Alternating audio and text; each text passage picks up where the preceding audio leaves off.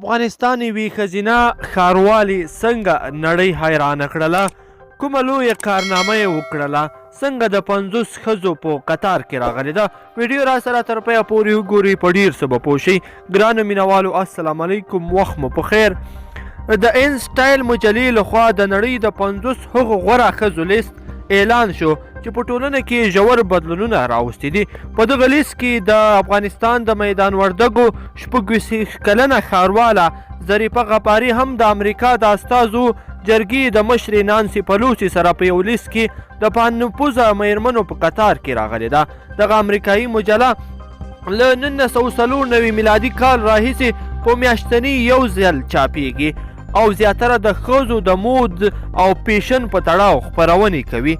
د میدان وردګو ښارواله چې تیر کال مقرره شوې وه، ایله څو میاشتې وړاندې د کار پیل اجازه ترلاسه کړه.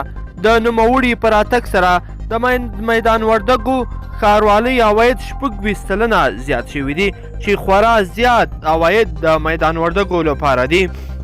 نو ګرانو مینوالو، دا یوه داسې ښارواله ده چې د ښاروالۍ برسیرې د نړۍ په ښځو په 50 قطار کې 26 مقام خپل کړی دی.